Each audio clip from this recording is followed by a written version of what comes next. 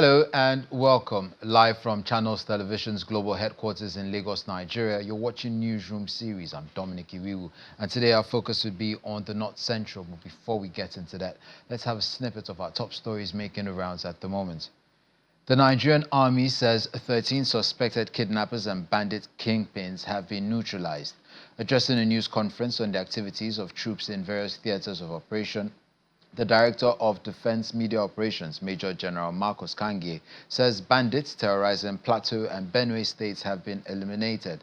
He added that troops also foiled an oil theft of over 28 million naira and destruction of 17 illegal oil sites in the Niger Delta. Nigeria's foreign mission are under scrutiny following fresh allegations of corruption raised by Ambassador Chuka Udediba, a veteran diplomat in the Foreign Service. Speaking on Channels Television's breakfast program, Sunrise Daily, Mr. Udediba reviewed that the current system is open to abuse, with auditors allegedly bought off by political appointees. He warns that such practices weaken the country's diplomatic service and damage Nigeria's reputation and interests abroad. Mr. Udediba stresses that urgent reforms are needed in foreign missions, adding that restoring accountability and transparency is critical to protecting Nigeria's global image. Auditors go to the mission, blah, blah, blah, just count the money, give them envelope, give them money. The auditing is done and they go back home. So when they go there, yes, they do whatever, collect files and look at it, but in the end, political appointees give them envelope and they return home. These political appointees, they just get there. In fact, that they are coming, they know, that going there, I had, when I was heading the part of the ministry, I visited some of these missions. And I also was an officer of the mission my entire career, 35 years in the foreign service. Yeah. These issues I raised need to be brought to the attention, or the president needs to have the whole picture. So right now we do not have ambassador. I'm happy you mentioned mentioned the case of Brazil, the situation in Brazil, which was an embarrassment for lack of ambassadors. But even for the appointment of ambassadors, we have to be careful in sending politicians abroad in the number we do to our missions.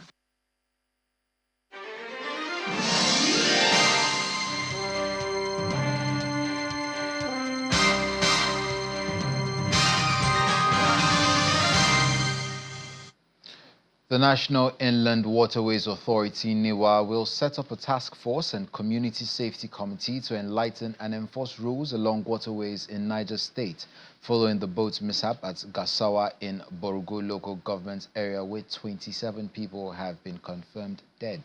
This was made known by the General Manager, Business Development of the agency, Mr. Olawale Adetola, while speaking on our breakfast program, The Morning Brief. He also expressed his condolences to the people and state government, adding that investigations are ongoing and the agency is making efforts to avoid such a tragic occurrence in the future.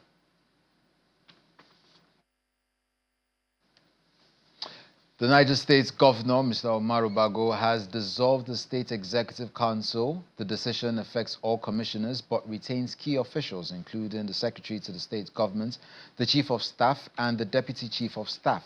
The announcement came during a council meeting at the government house in Minna. Governor Bago thanks the outgoing commissioners for their service and assures them that some may be reappointed or reassigned as he restructures his team. According to the governor, the move is part of efforts to inject fresh blood and redeploy talents where they can perform better.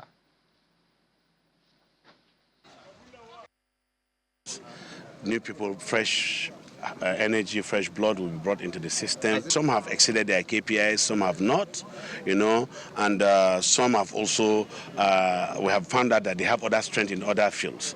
And this government is too large, it's large, and we can deploy people to different portfolios. So being a commissioner, an advisor, or director general, it doesn't really matter. We can tweet it. Even a permanent secretary, can turn out to be a commissioner. A commissioner can be a permanent secretary. It's just to tweet it to put people in the right track so that what we have set out for New Niger will achieve it. So far, so good. All of them, it's a validation we had, and we are all grateful for their contribution. What we have done cannot be arrogated to me. It's a collective responsibility. But as a whole, yes. The Kwara State Governor is holding a citizens' engagement for the people of Kwara Central Senatorial District at Afon in Asa local government area. The meeting is part of efforts to shape the 2026 budget around the real needs of residents. This second round of engagements gives the people a platform to share their priorities directly with government officials, ensuring that the budget reflects the voices of the community.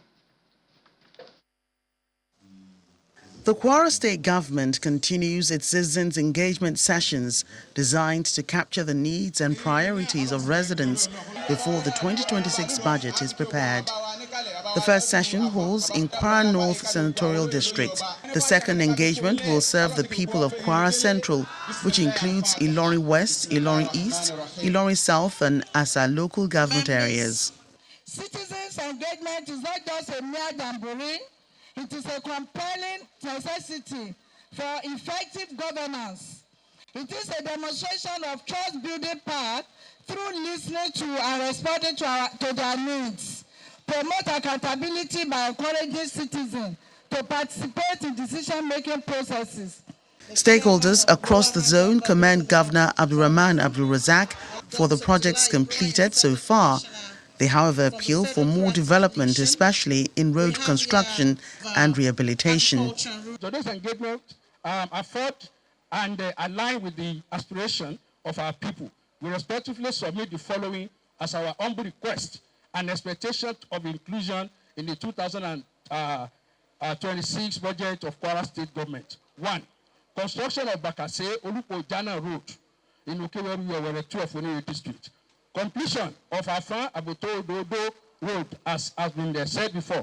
Construction of Eyenkore Temidiri Alapa Road. Rehabilitation of Afan Ote water treatment plant to restore full functionality.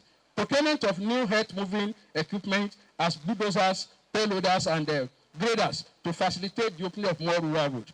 On behalf of my own constituency, Ilorin East local, particularly the rural community I've come from, we have some challenges of roads, particularly the Kwara to Yaru, Agbenyagi, Panada to Yaru, Okiyu, Lajiki, Iliakpa. All of these needs your attention. Governor Abdulrazak explains that his administration is moving the budget process beyond annual rituals by ensuring that budgeted projects are implemented to make real impacts in people's lives. Our administration has taken budget beyond annual rituals. We're making sure that the budget is implemented to have positive impact in the lives of the people. This is exemplified in the numerous programs which are public-oriented programs since 2019. This is a manifest. This is truly indeed a manifest, an unprecedented spread of basic amenities across the entire local government of construction. Over the past years, we've made significant progress in infrastructural development, healthcare service, job creation, food security, human capital development, etc. This underscores our commitment to the welfare of the people of Kwara State. These achievements were possible because the ideas and feedbacks that we received from the citizens during the previous engagements. The third and final citizens' engagement will take place in Kwara South Senatorial District.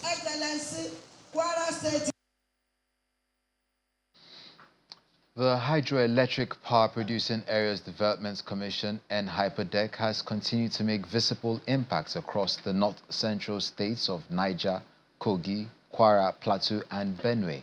Through targeted interventions, the Commission has invested in community infrastructure projects, improved access to clean water, and initiated flood control systems aimed at protecting vulnerable communities along riverbanks.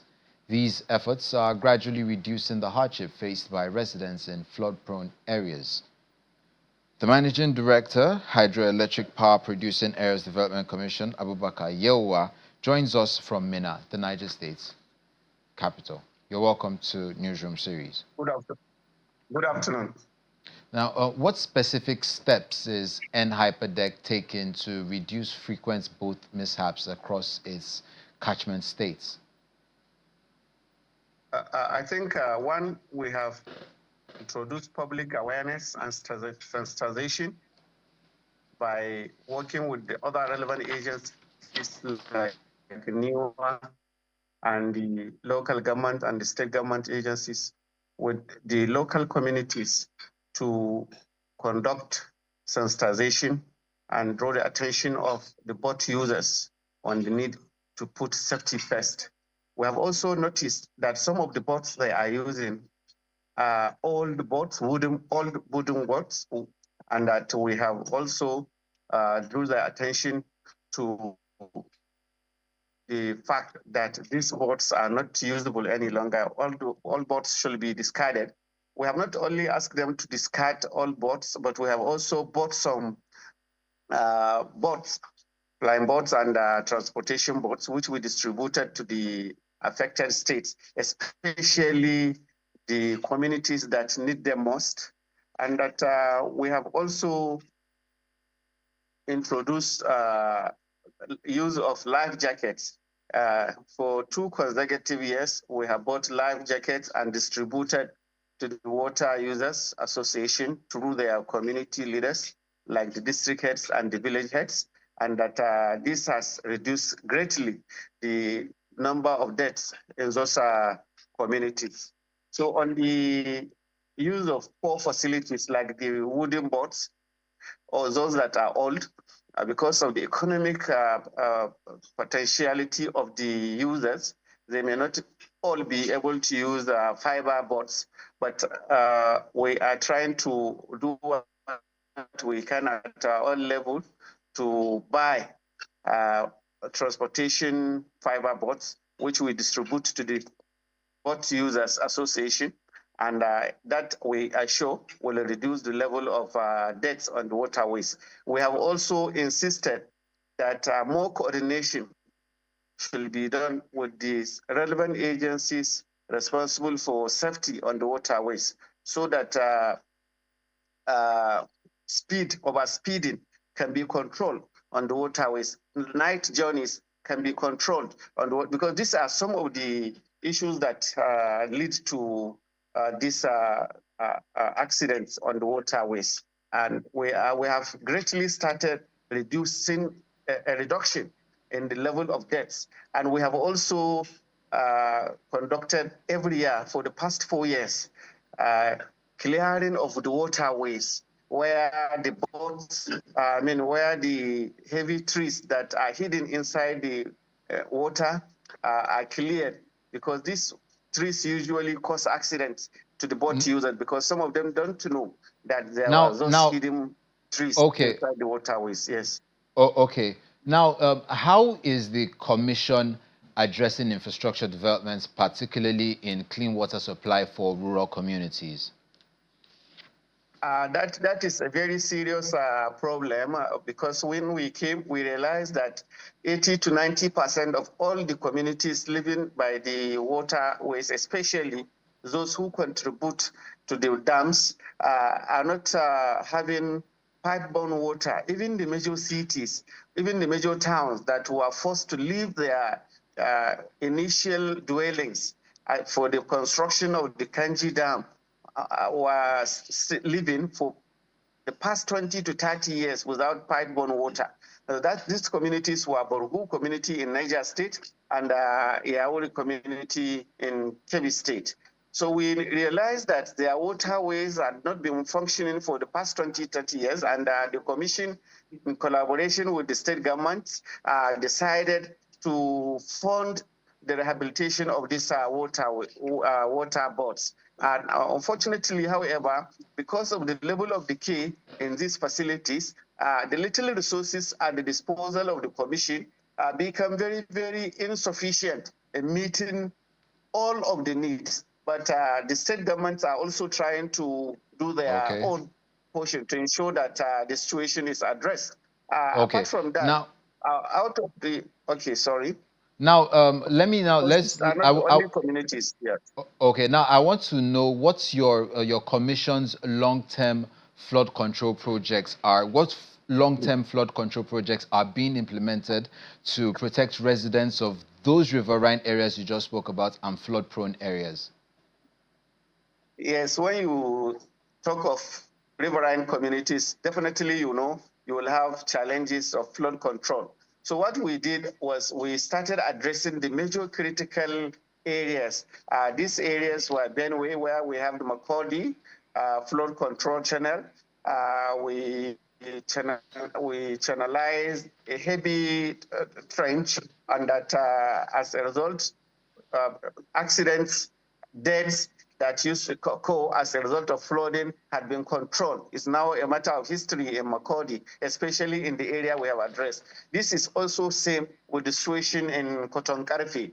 We have also addressed the heavy threat to life and property caused by the drench in Kotonkarfi, where we constructed, yes, and we are also doing similar in so many other communities. We have finished in Pategi, and we are handling one in every state of the commission.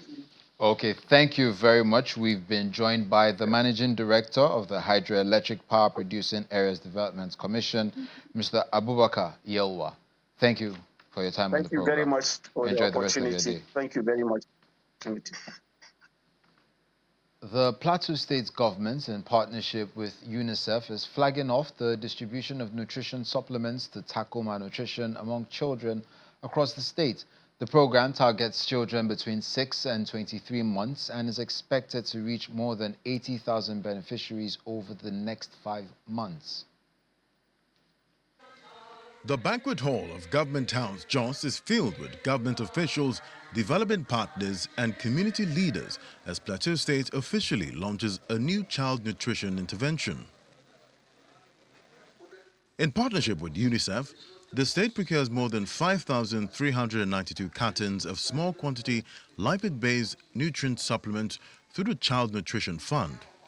Plateau State commits $200,000 as counterpart funding.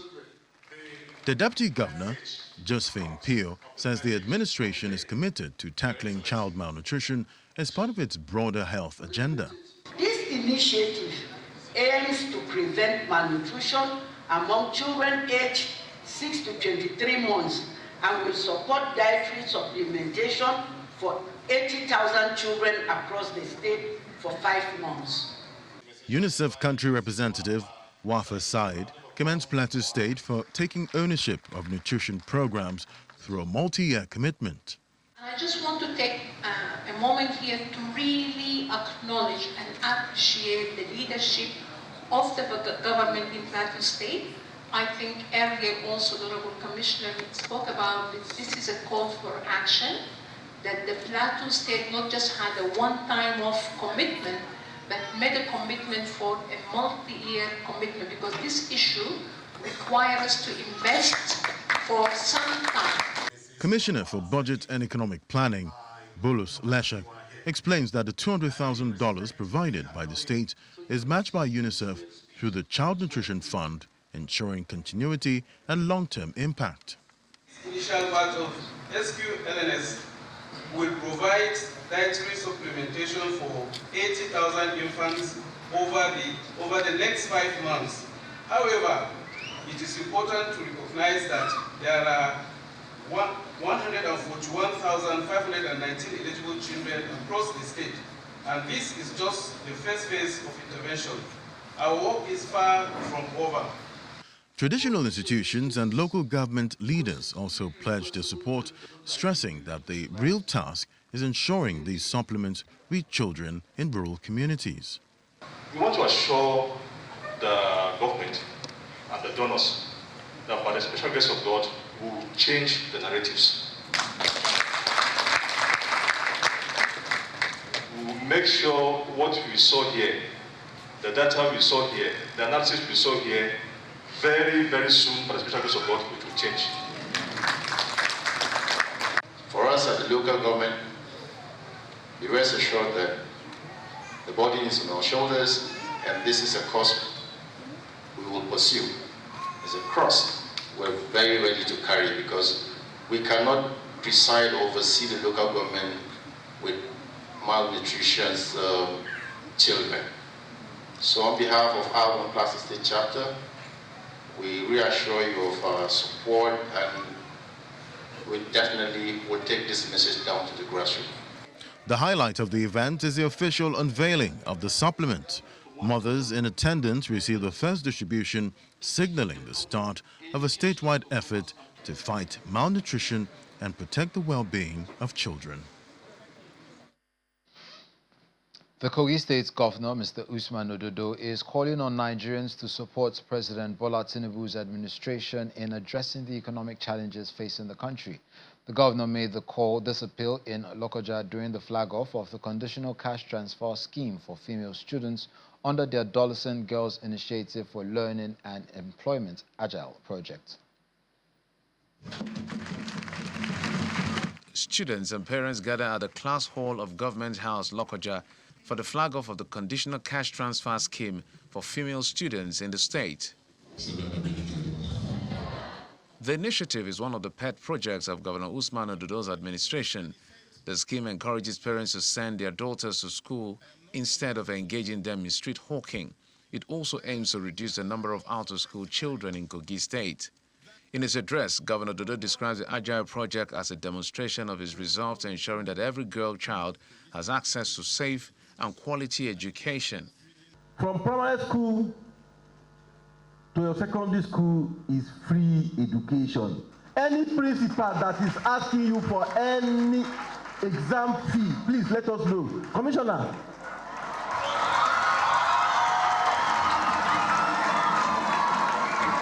Because we need to let you know what we are doing. We must be open. Commissioner, hope they are aware. Nobody. All you need to do is to struggle to go to school. Tell your junior sister at home to start crying. You should start disturbing your parents that he or she must be enrolled. He commends President Bola Tinubu for prioritizing the welfare of Nigerians, especially the girl child, through several federal programs designed to improve lives. He assures the president that at the right time, the people of Kogi will reciprocate this support with massive votes in 2027 presidential election.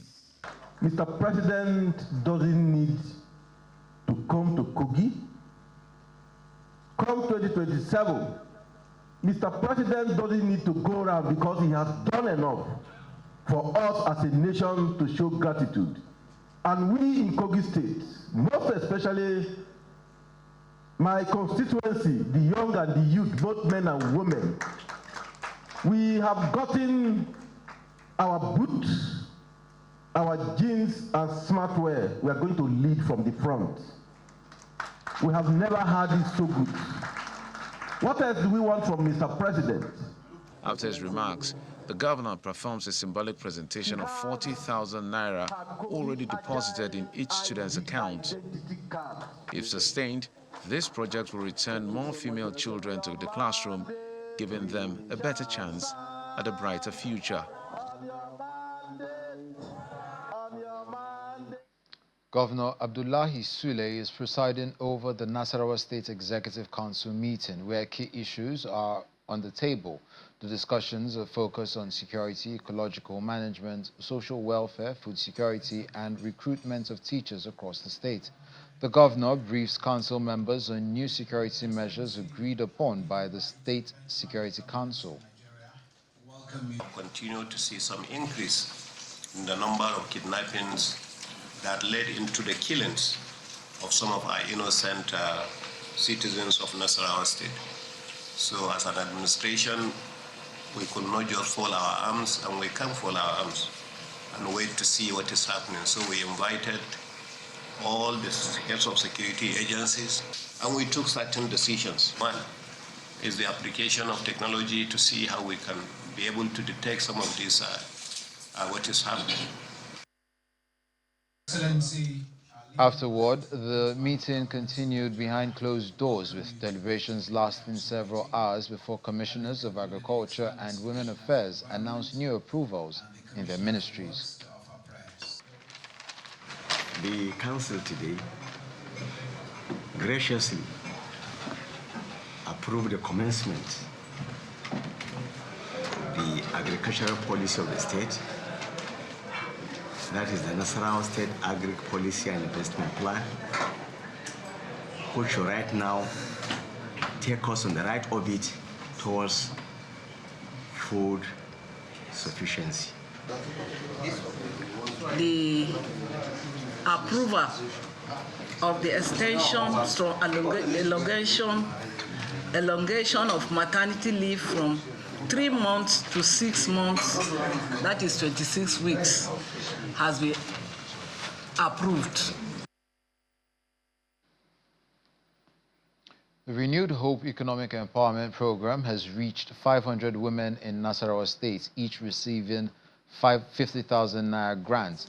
The beneficiaries are drawn from all 13 local government areas of the state. The grants, provided by Nigeria's First Lady, Senator Oluremi Tinubu, under the Renewed Hope Initiative in partnership with the Tony Lumelu Foundation, is designed to support women entrepreneurs. The disbursement in Lafia is part of a wider plan to empower 18,500 women across the 36 states and the FCT.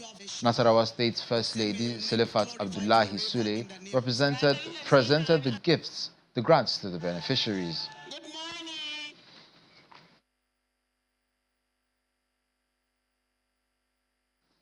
And that's where we drop the anchor on this edition of Newsroom Series. I'm Dominic Iwiwu. Enjoy the rest of your day.